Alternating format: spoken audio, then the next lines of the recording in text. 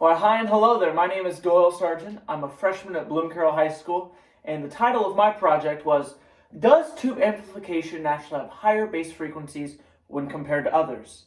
Now, the purpose of my project was to find out if the possession of tube amplification affects the tone of a signal. Now, you may be wondering, what exactly is tube amplification and why does it matter? So, tube amplification is just one of the two in the standard of the industry right now that powers the source of a signal. So, tube, or they're called valves over across the seas in Europe and sometimes Asia, they're called valves, and what they are just cylinders, big cylinders, that affect the current the signal pushes through. And it's kind of like cousin or brother, you'd say, is a transistor, which is what we have in these wonderful computers and TVs. And now, mainly besides amplifiers, have all been just replaced by transistors. And the reason that I wanted to do this project a little bit more with the purpose is I'm a guitar player myself, and I find that one of the biggest things that kind of can stray aspiring musicians that want to dive into further into higher end gear, oftentimes it is very scary to go out and buy a new amplifier or even your first. And the thing is transistors and tubes. Many of the higher end players who oftentimes have more of a boutique sense of what they would like with their tone, oftentimes would be like, I want a tube amp because they say it gives a warmer tone or more of a delta tone, or there's many different words for it. But as a younger player myself, I was always really scared about that because it's very intimidating. Because do I need to pay the extra $500 for the possession of a tube just so I could find that tone that was on that one record that I love? And my hypothesis was this experiment was that there was not, in fact, going to be a difference with the tube amplification being present. Because I've found in the past, without doing more in depth like I did, that I couldn't really see a difference, and oftentimes I enjoyed the sound of transistor circuits with my tone, and I found that it honestly gave a little bit more of a warm and richer tone with it, which I honestly liked a lot more. And we'll dive into further on my personal preferences with this, but I'll start off with the materials that I needed. So in order to do this project, I wanted to get as many amplifiers as I possibly could, but due to budget and just the amount of money that I have as just a freshman, I could only get my hands on 6 in my personal collection that I could use because I want to have an equal amount. So I have 3 transistors. These all right here are transistors, and then I wanted 3 valves or tubes. So these all 3 right here are tubes. And a little bit more for the pictures. I took a front and a back picture so you can see the inputs and the outputs, and those would be linked in my binder as well. But my procedure is I acquired a large amount of amps, like I said, and then I took this looper right here. All of these pictures will also, like I said, be in my binder, but this looper was then sent into each of these amplifiers. From then they were directly lined out into this passive Electro Voices speaker. And the reason I decided to line all of them out is because I wanted to get purely tone from the amplifier and not anything else that would dictate the tone, such as the speakers that are often supplied in what they're called combo amps. And then out of that, I mic'd it up with a single Shure SM57, which is like the industry standard for microphones, and that was sent out into my Behringer audio interface, which an audio interface gives me the ability to take something analog like a microphone or a tape machine, or even if I wanted to line out straight from the amplifiers, but I like the tone of and off of different things where you can't line out all of them to the whatever. But you can take signals such as that and put it into a computer. It digitalizes it in that way, and that was sent directly into my MacBook, where I uploaded it into. Let me find my charts real quick. What would look like this is an equalizer chart. That is also linked to my binder. and then I put all of those, and at different standpoints in the music, at every single measure, I would measure, it down.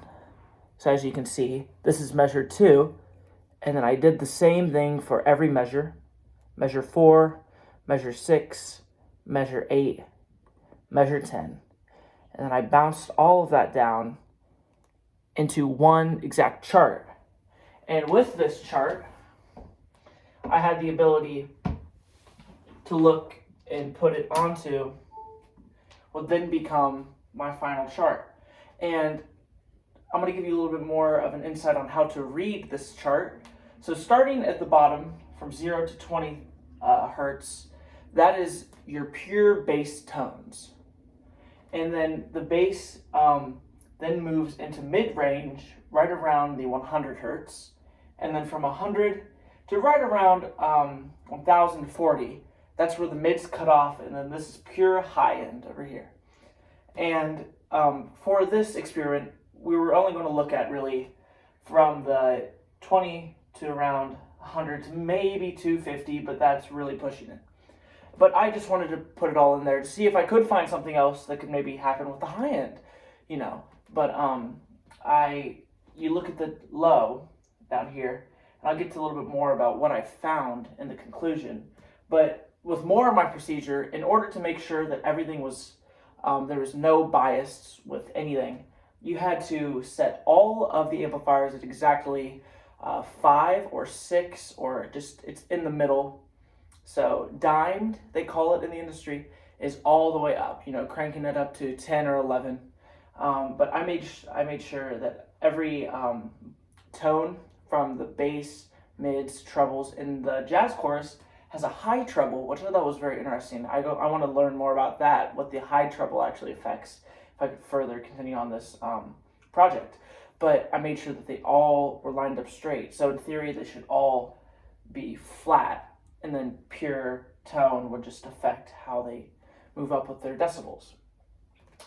But then moving on with my experiment, I concluded that that my hypothesis was both supported and unsupported at certain times. And while this may just kind of bring up more questions, I'll further explain this. So at the 20 hertz, you can see the transistors, which are these solid state amps right here, without the presence of valves, were boosted up higher at the bass frequencies, but then were taken over by valves at 75 hertz.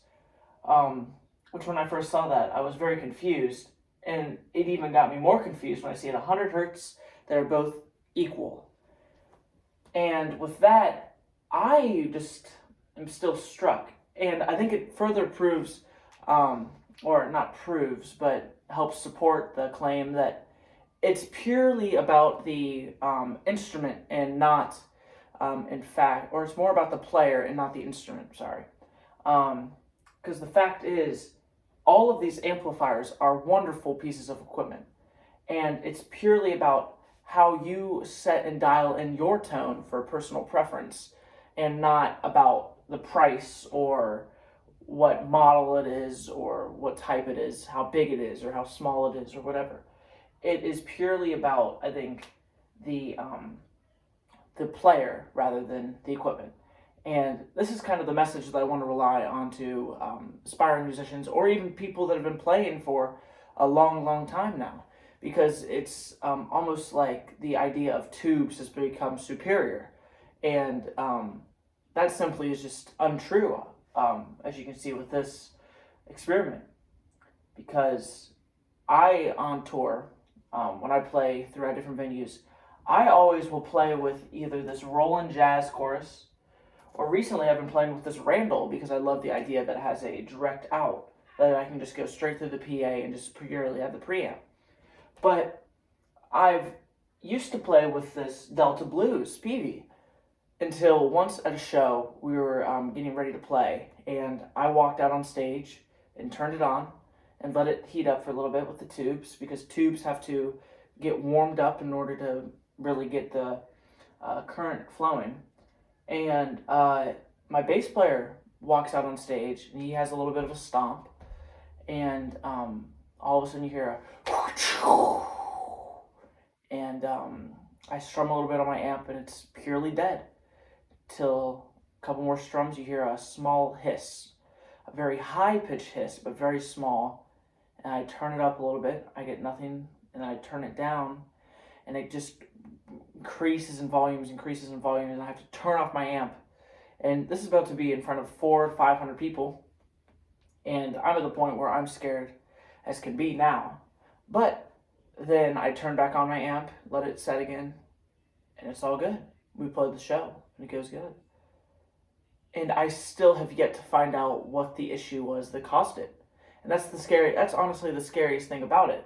Because with transistors, they rarely, if ever, go bad. And oftentimes, if you are using a transistor amplifier, like one of these, more than likely you'll be miking it up and sending it to a transistor PA. So PA is just the speakers at a venue. And with that, you can probably just, if you're in that big of a choral, you can just run it straight out. But with tubes, it's such a scary thing because it's so much money and so expensive. And with that, I think that is where I'd like to end this, is that transistors and tubes do not have that much of a difference in the frequency levels that they produce. Nothing very natural. To further carry on with this this experiment, if I was going to carry it on into another one, I would like to figure out how I can make it more set, because I did have some difficulties and some errors that were first found in my trial runs, such as where I conducted the experiment. The first time I ever did it, I did it in my basement, and my basement is very open, very large space without much sound isolation, which is like carpets, or you can use rugs, or they use foam in the industry, but even blankets. And when I was down there, I found that there's too much extra noise. Like, you could even hear from upstairs, you can hear people stepping and walking, or just cricks on the floor, or the amount of reverberation that would come off the walls from the signal. So with my final experiment and test runs, I came up to my living room, which is one of the smaller rooms in my house, but has the most carpet to like other ratio. It's such a soundproofed room, and I'd set the amplifiers in here, and I'd conduct my experiment with lining it out to the speaker, miking it up, and sending it to my computer, and then recording it. And my results were so much more defined. I realized, like, you can definitely see like more exact of where just the signal was coming from the guitar, or from the looper, and instead of hearing like the creaks and the steps and stuff like that. And I'll give a little bit more on the looper because I don't feel like I did it much justice. So the purpose of the looper was I would play my guitar through the looper, and the looper would it would keep the signal flowing, so keep the same signal, it would loop it. And I wanted to do this so that I wouldn't get any differences in all.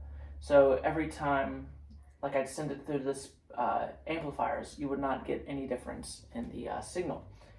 And I found that this was a lot more beneficial than what I've done in the past.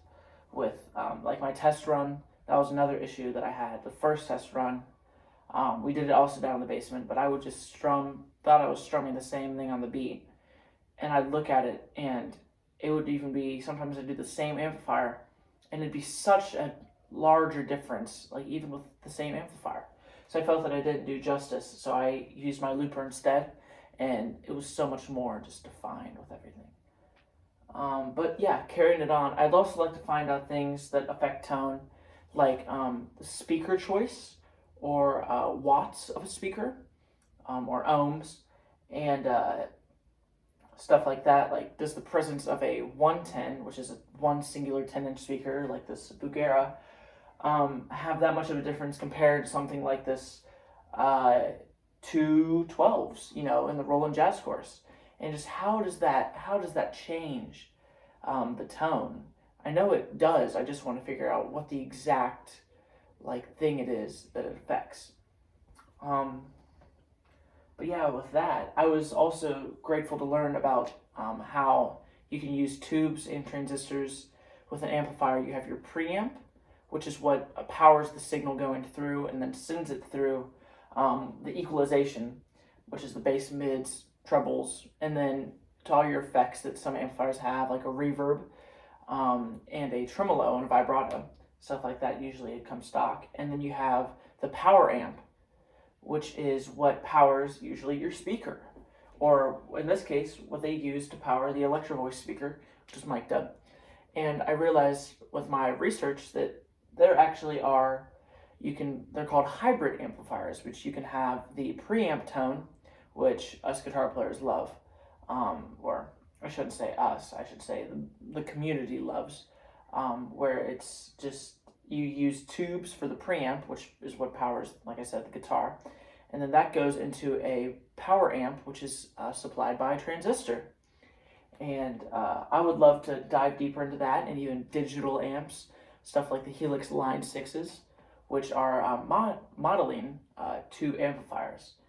And again, I'm just going to end it on a note of there is no difference, really, between tube amplification and transistors, because as my experiment shows, that it is supported at both times, which really, I think, helps move into the fact that it is purely about the equipment, or it's about the player, sorry, not the equipment, it's the player and how they use their equipment and utilize it, that they can find their tone out of any amplifier.